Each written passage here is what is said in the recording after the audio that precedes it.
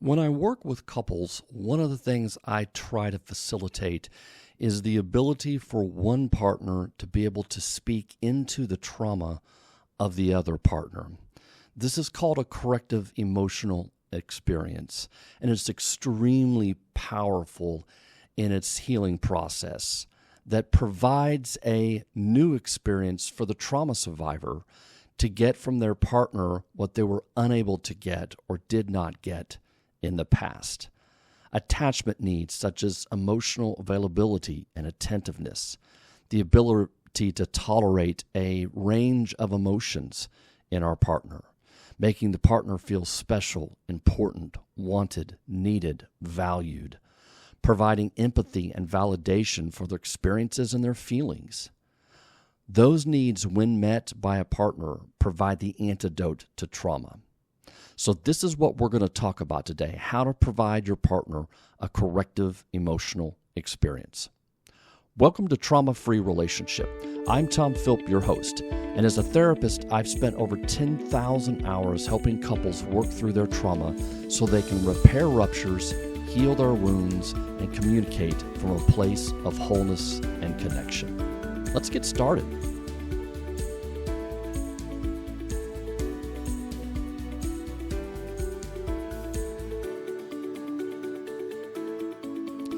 Okay, as I suggested in the beginning, we're going to talk today about how to give your partner a corrective emotional experience. We're going to define it. We're going to talk about the components that need to be in place for it to be most effective. But I want to start with an example. So this is a little bit of a story of Brenda and Rodney. They were a couple I was seeing. And one thing becomes apparent is that when there was disconnection or miscommunication in the relationship, Brenda kept going back to a core belief, a traumatic belief that she held very close and deep down about herself, that she was unlovable. She felt like when there was disconnection, it would send her back to this traumatic place that held all the pain and all the rejection, that somehow she was not lovable. And this trauma that she held from growing up with her parents who were very neglectful. Now, Brenda describes her childhood as fine, quote unquote, fine. But when you dig into the details, what you actually see and what is revealed is a childhood spent alone much of the time. When her parents did pay attention to her, it was usually to point out something negative she had done. So condemnation and blame were the tools they used to get her to comply with their wishes. She was a compliant child. She was a good child who had no way of getting from her parents what she really needed, for them to be emotionally available and responsive to this little girl who only wanted their love, their joy, and their delight over her. So as Rodney and Brenda sit on my couch, and as this theme kept emerging over and over and over, I was finally able to work with Brenda to get her to remove some of her layers of protection. And I was able to get her to drop down into this painful place and hold that long enough where she could recognize that, yes, this is the place I go to. These are the moments deep down where I feel unloved. And then I was able to turn and I was able to ask Rodney, are you in a place where you can speak right into this hurt of hers, this wound that she holds about herself? And he was able to turn, and he reached over and he grabbed her hand, and he spoke right into it, and he spoke beautifully in his own way, but he told her that he hated that she felt that way, that she was so deserving of love, that he wanted to be the one to make up all that she didn't get, that he wanted to love her so well and so strong, that she felt so whole and so complete, and that when they had any kind of disconnection, that she wouldn't go to this dark place that she always went to. And he was looking in her eye and holding her hand when he said this. And she began to cry because it was a healing moment for her. In fact, it was a corrective emotional experience. I hope this was a little bit of an example of what a corrective emotional experience is. Of course, the names were changed to protect the confidentiality of the couple, but the example is drawn from real-life examples that occur every day on my couch. So if we were to give a formal definition, what is a corrective emotional experience? It is a process that involves re-experiencing a past trauma in a safe environment to help patients or people heal and change their emotional responses. When we have a corrective emotional experience, if we can have enough of those events, then what happens is we begin to drop our defenses and our protection long enough to hold the pain of the trauma, and we can get our partners to provide a more compassionate response. Then this literally rewires our emotional circuits. This allows for more emotional flexibility where there was previously none. This allows for more tolerance and regulation of the painful memories.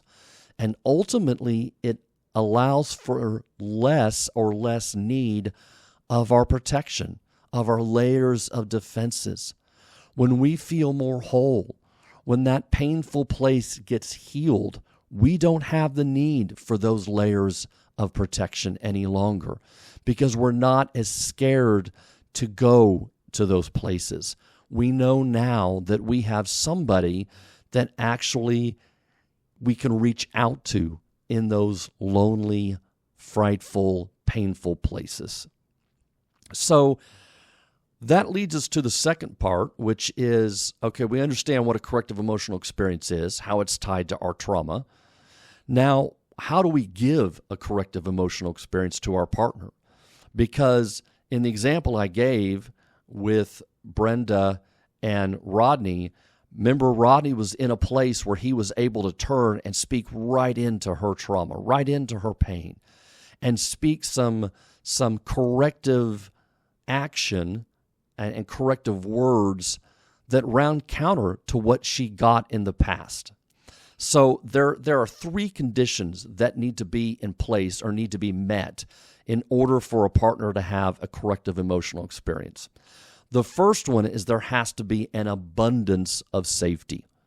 No partner is going to have a new experience of their trauma if they don't feel completely safe.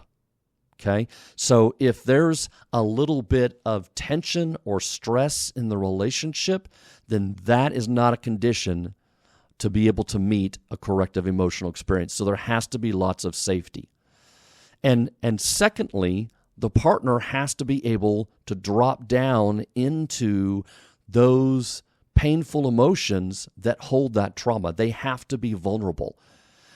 If they are still in their protection, then they are not in a vulnerable state, meaning they're not feeling some or the same feelings that they were when the trauma occurred. Then a corrective emotional experience will not work. So the partner has to be able to be vulnerable and drop down and sort of move past their protections, drop down into a vulnerable place. The third condition that must be met is the partner that's providing the corrective emotional experience cannot just simply say, "I am sorry." There has to be sufficient feeling behind the words. So you have to have empathy and compassion so that your partner can feel felt. Let me say that again. Emotions are contagious.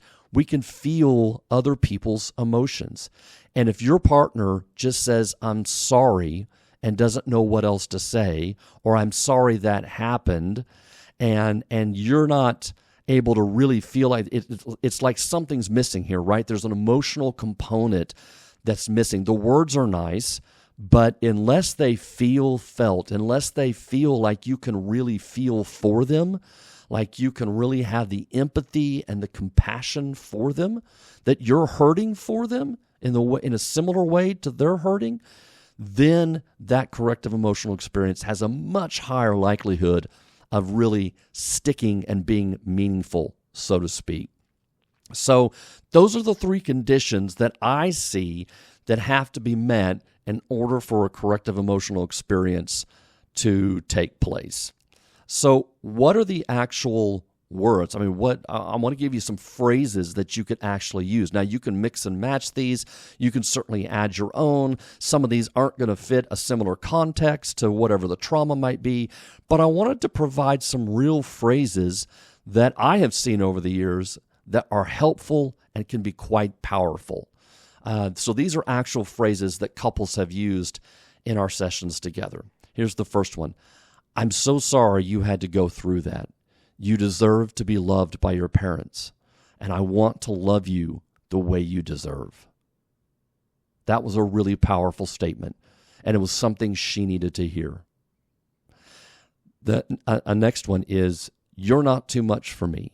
You're never too much for me. I can handle whatever it is you feel, and I don't want you to think or have to shrink yourself down or try to fit some image you think that I have of you. I want all of you, all the time. That was a beautiful one, and it was so helpful to the partner to be able to hear that. You don't have to make yourself small. You don't have to hold yourself back because all your life you've been told you're too much for people. You're not too much for me. I can handle you. I can handle it. Here's another one. It hurts my heart when I see you go to that painful place. It makes me want to take it away and hold you forever until you don't feel any pain ever again. That was a really powerful one that in this particular case, the husband, the male, needed to hear. He would often go to that painful place where he felt rejected and unloved, and the partner was able to say, I don't want you ever to go there. I want to be able to hold you forever so you don't feel that pain. Here's another one. Even though I may get upset sometimes, I never stop loving you.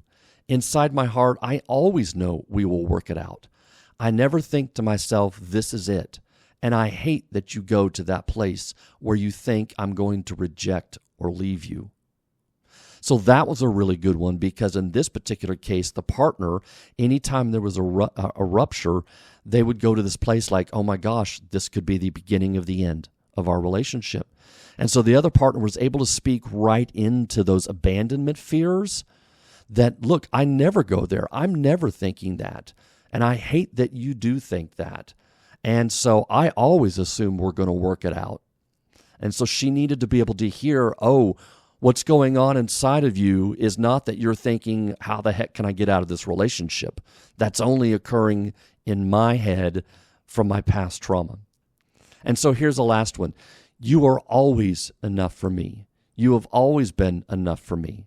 I don't want anyone else but you. You are the one I chose. And if I had to tell you this every single day, I will, because you're the most important thing to me in the whole world. And so that was a good one too. That was really a corrective experience that the person was really needing to hear, that they were not too, they did not fall short.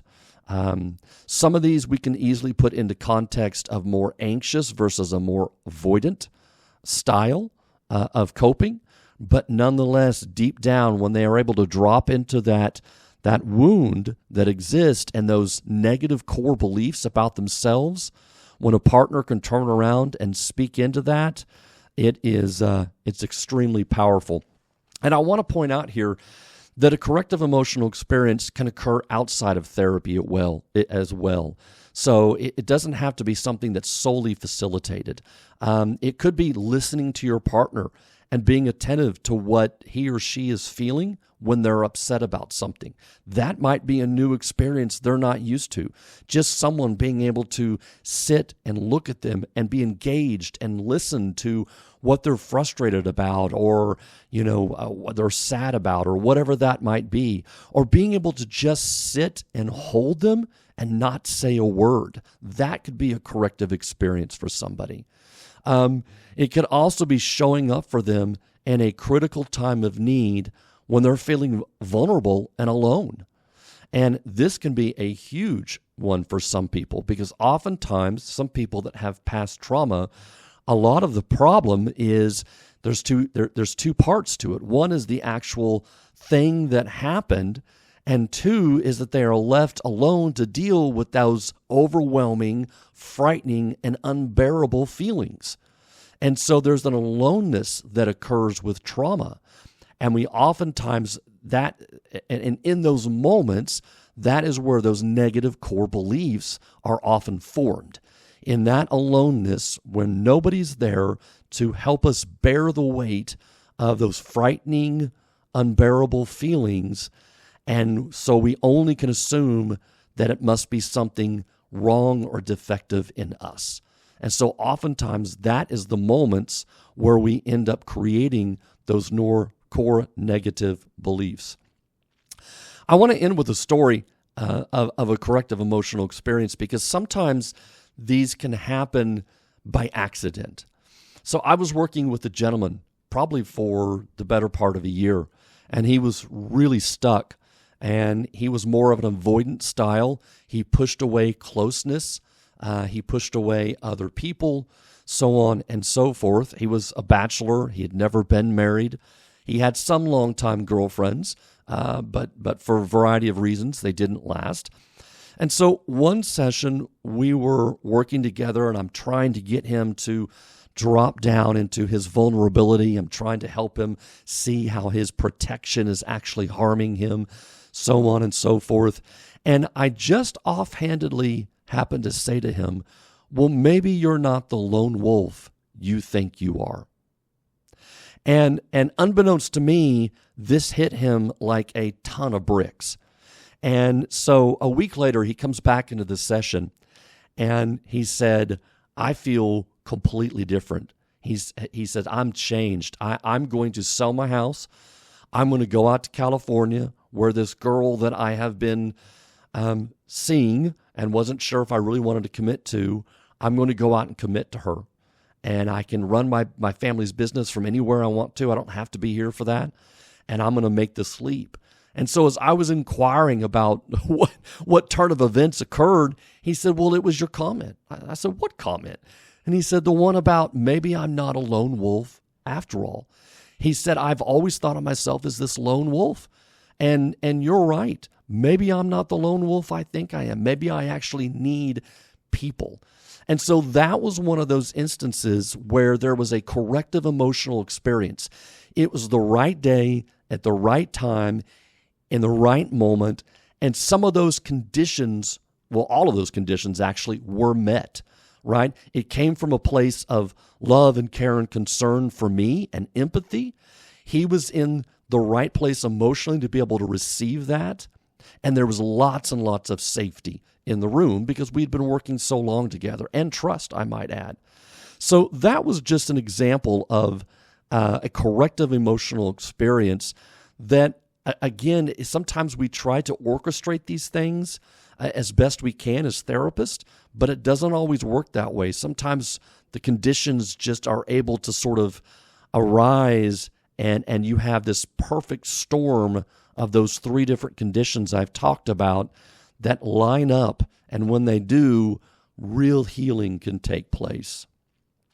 This is also one of the reasons I focus so much on repairing ruptures in relationships, because we know one of the three things that trauma does, complex trauma, attachment trauma, childhood trauma, is it disrupts the ability to be able to create and maintain safe, secure relationships. And so because all relationships at some point are going to have ruptures, the ability to be able to repair those acts as a very corrective emotional experience for one and or both partners. When a couple can come back together, draw on the deeper meanings and feelings out of the rupture that occurred, and help one another with empathy and validation of each other's experience, then this can be a powerful antidote to trauma and a beautiful corrective experience. Well, as always, thank you for listening. I hope this was helpful and enlightening. I hope you got some phrases that you can use when you're with your partner. Please keep in mind those conditions that need to be met. This isn't something that you can always orchestrate, but it's something that if you're paying attention, you can always take advantage of these moments to speak right into the hurts and the traumas and the wounds of your partner. As always, I want to encourage everybody to reach out and let me know what you're thinking or what you'd like to hear more of. But I also thank you all for listening every single time. I really, really appreciate it. And we'll just talk to you next time. Bye-bye. Thank you for listening to Trauma-Free Relationship, a podcast for the healing of attachment trauma. You can find us on Facebook, Instagram, or our website at traumafreerelationship.com. Be sure to look for our next episode on your favorite streaming service.